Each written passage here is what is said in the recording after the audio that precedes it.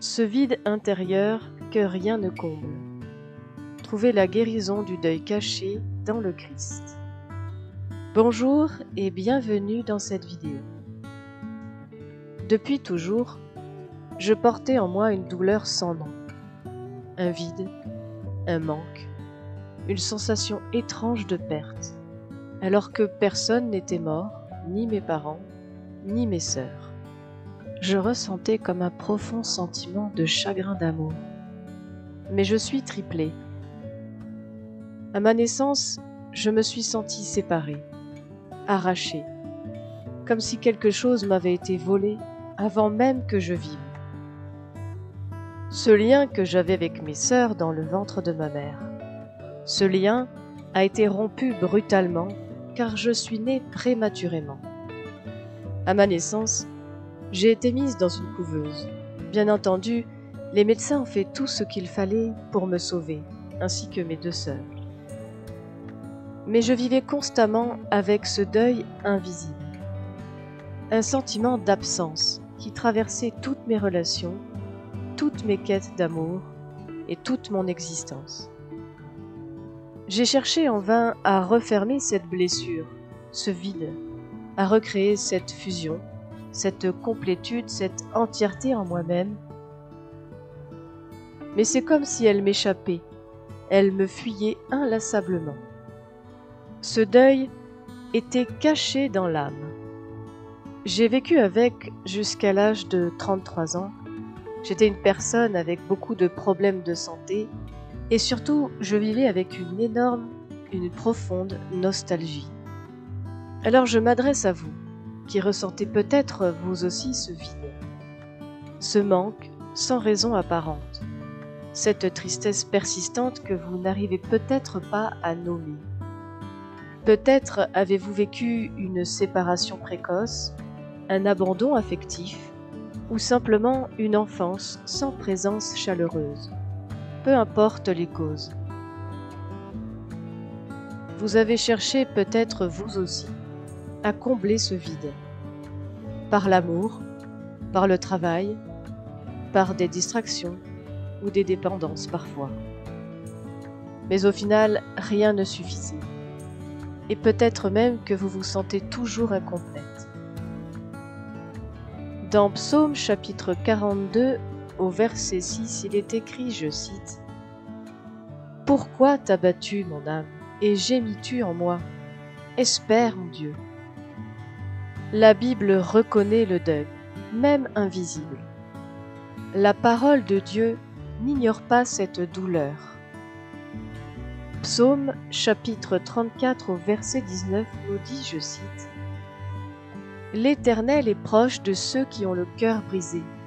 Il sauve ceux dont l'esprit est abattu. » Personnellement, j'ai toujours vécu avec ce sentiment de cœur brisé, d'où le vide existentiel que j'ai dû traverser. Même quand le deuil n'est pas celui d'un être cher, mais celui d'un lien perdu, d'un amour manqué, Dieu le voit, Dieu le sait. Il recueille nos larmes secrètes. Psaume chapitre 56 au verset 9 nous dit, je cite, « Tu tiens le compte de mes errances, recueille mes larmes dans ton outre. Ne sont-elles pas inscrites dans ton livre? » Il y a la fausse guérison du monde et la vraie consolation. Le monde tel que nous le connaissons aujourd'hui nous pousse à combler ce manque, à le fuir, à le cacher, à s'en débarrasser. Et même nous, soyons honnêtes, nous le fuyons parfois tant il prend de la place, trop de place. Seulement, aucune solution humaine ne guérit une blessure de l'âme. Le vide spirituel ne se comble pas par des moyens matériels. Ésaïe chapitre 55 au verset 2 nous dit, je cite, « Vous dépensez de l'argent pour ce qui ne nourrit pas, vous travaillez pour ce qui ne rassasie pas. Écoutez-moi donc, et vous mangerez ce qui est bon. » Le jeu du Christ est le seul véritable jeu qui guérit le cœur. Alors un jour, j'ai décidé de ne plus courir après des compensations. J'avais 33 ans. J'ai choisi de déposer ce vide dans les bras de la grâce divine, dans les bras du Christ. Lui seul pouvait entrer dans ce lieu de deuil que moi-même je ne comprenais pas. Psaume 147 au verset 3 nous dit, je cite, « Il guérit ceux qui ont le cœur brisé et il panse leurs blessures. » J'ai découvert au fil de mon chemin que ce vide pouvait devenir une porte, un passage vers une présence.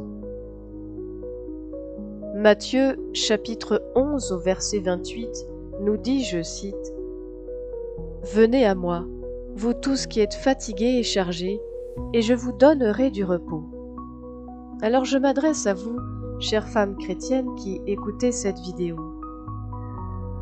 Vous qui ressentez peut-être un vide, vous qui vivez un deuil silencieux, sans avoir perdu quelqu'un, mais en ayant perdu quelque chose d'essentiel en vous. Sachez que vous n'êtes pas seul, et vous n'êtes pas condamné à vivre ainsi. Le Christ attend chacune de vous dans ce lieu de douleur, non pour vous juger, mais pour vous consoler, pour guérir votre mémoire blessée et vous faire renaître dans son amour. Romains au chapitre 8, verset 39, nous dit, je cite, « Rien ne pourra nous séparer de l'amour de Dieu manifesté en Jésus-Christ. » Je vais partager avec vous quelques conseils bibliques pour guérir la blessure de séparation. Quand on porte en soi une blessure aussi ancienne, aussi subtile, il ne suffit pas de comprendre ou de prier une seule fois. La guérison vient par un chemin de vérité, de foi, de présence quotidienne avec Dieu. Voici quelques clés spirituelles inspirées de la Bible pour avancer dans ce processus. Premièrement, reconnaître la blessure avec vérité et douceur. Jean chapitre 8 au verset 32 nous dit, je cite, « Vous connaîtrez la vérité et la vérité vous rendra libre. » Alors accueillez votre douleur sans honte. Ne niez plus ce vide, ce sentiment de perte. Dieu veut la vérité dans le cœur. Vous pouvez lui dire, « Seigneur, je ressens ce manque, viens m'y rencontrer. » Deuxièmement, plongez régulièrement dans la parole. Psaume 107, verset 20, nous dit, je cite, « Il envoya sa parole et les guérit. » Je vous invite à lire les psaumes, les évangiles, les paroles de consolation. Laissez la parole laver les couches de tristesse incrustées en vous. Même quelques versets par jour peuvent progressivement guérir votre cœur. Troisièmement, priez en déposant le manque à la croix. 1 Pierre, chapitre 5 au verset 7, nous dit, je cite, « Déchargez-vous sur lui de tous vos soucis, car lui-même prend soin de vous. » Ne gardez pas ce fardeau seul, déposez-le chaque jour à la croix. Je vous invite à répéter cette prière simple. Jésus, je ne comprends pas tout ce vide, mais je te le confie. Prends ma douleur, remplis-moi de toi. Quatrièmement, recevoir l'amour du Père chaque jour. 1 Jean chapitre 3 au verset 1 nous dit, je cite, « Voyez quel amour le Père nous a témoigné pour que nous soyons appelés enfants de Dieu. » Vous avez peut-être manqué d'un amour primaire, mais vous pouvez être reconfiguré par l'amour de notre Père céleste. Je vous invite à répéter dans votre cœur, « Je suis aimé, je suis choisi, je suis porté. » Même si vous ne le ressentez pas encore, laissez l'amour de Dieu faire son œuvre en profondeur. Cinquièmement, pardonner, même sans comprendre. Luc chapitre 6 au verset 37 nous dit, je cite, « Pardonne et tu seras libéré ». Parfois, il n'y a personne à pardonner, car personne ne nous a offensés. On porte une blessure ou un traumatisme sans que personne ne soit véritablement en cause, et ce fut mon cas. Pourtant, je me suis toujours senti blessé, meurtri dans mon intériorité, offensé, irrité sans raison apparente. Alors qu'il y a des pardons que nous pouvons faire en nous adressant à celui ou celle qui nous a offensés, comment faire lorsqu'il n'y a personne à pardonner? Personnellement, j'en voulais à tout le monde et à la vie. Et c'est à elle qu'un jour je me suis adressé. Pardonner à la vie, c'est se pardonner aussi, à ce que nous n'avons pas reçu, aux circonstances. Pardonner sans forcément comprendre pourquoi vous avez souffert, mais pour qui? Car une chrétienne ne souffre jamais pour rien ni personne. La souffrance a toujours un sens. Elle souffre pour enfanter la lumière, pour éclairer le monde et le guérir. La souffrance fait partie de la condition humaine. Jésus reconnaît que la souffrance est réelle et inévitable dans ce monde. Jean chapitre 16 au verset 33 nous dit, je cite, « Vous aurez des tribulations dans le monde, mais prenez courage, j'ai vaincu le monde. » Jésus promet la consolation et la joie éternelle. La souffrance ici-bas n'est pas la fin de l'histoire.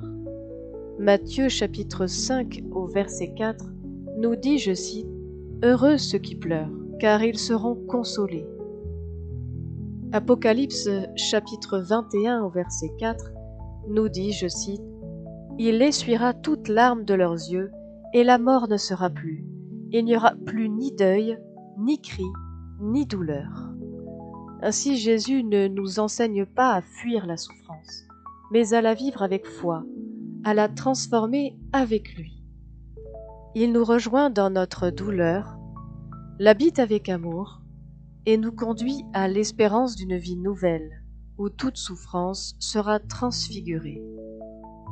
Ainsi, le pardon est une clé spirituelle qui libère l'âme, non seulement la nôtre, mais celle de nos proches et des personnes qui nous entourent. Sixièmement, ne pas marcher seul. Chercher le soutien fraternel.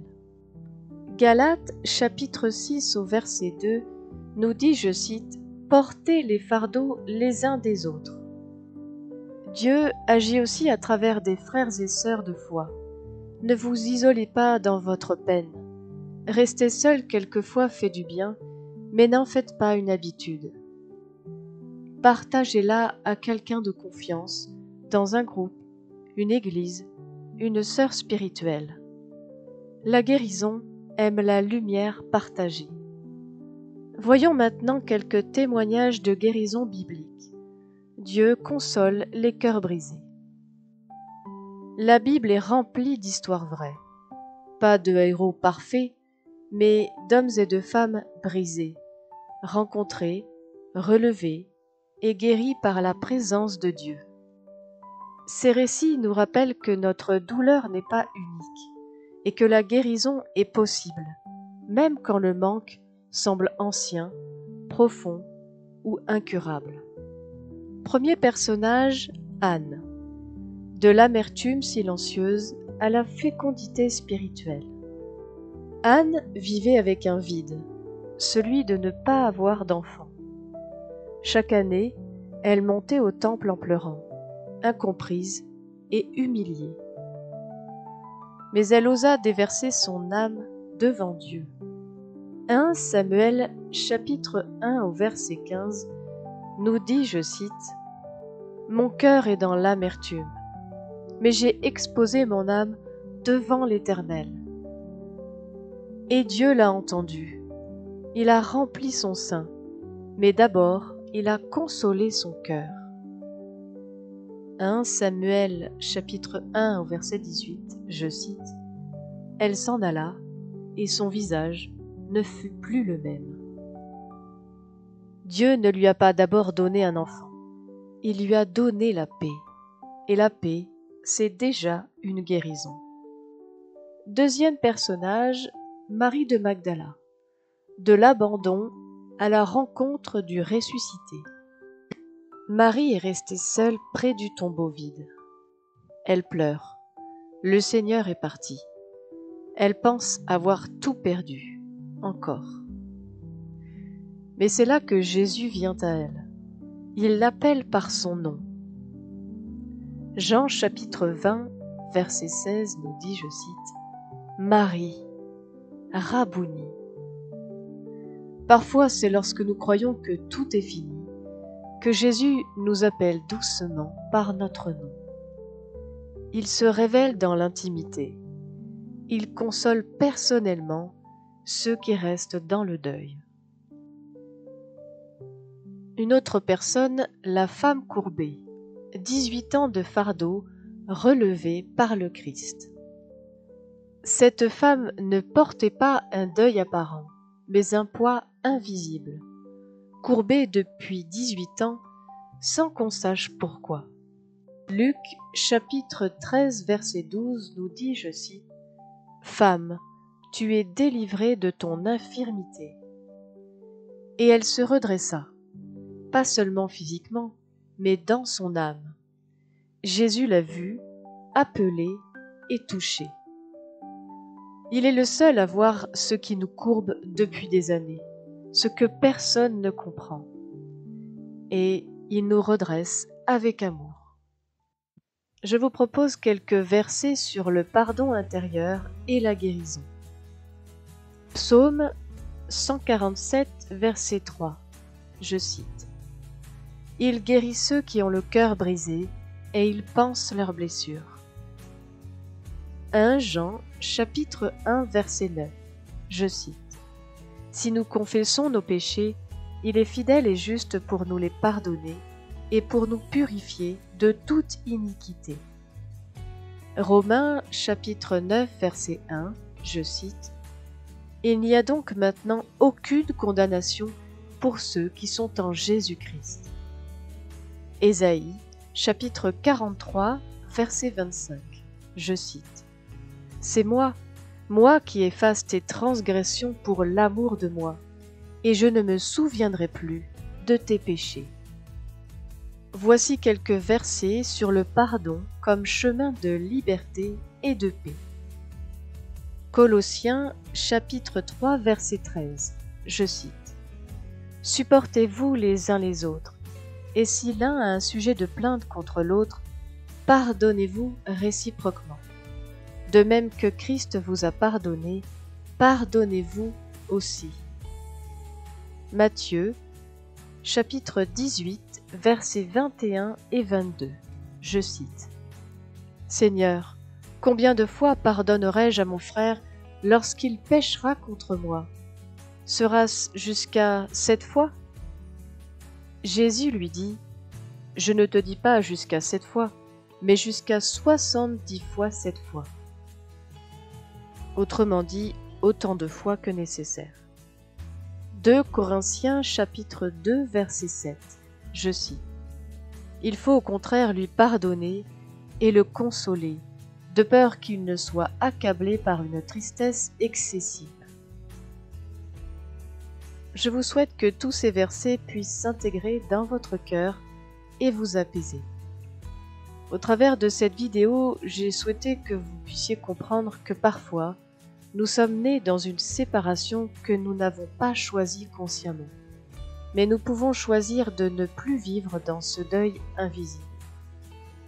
J'ai choisi de croire que Jésus pouvait entrer dans cet espace de vide, ce manque enfoui, et le transformer en source de consolation, en lieu d'intimité avec le Père.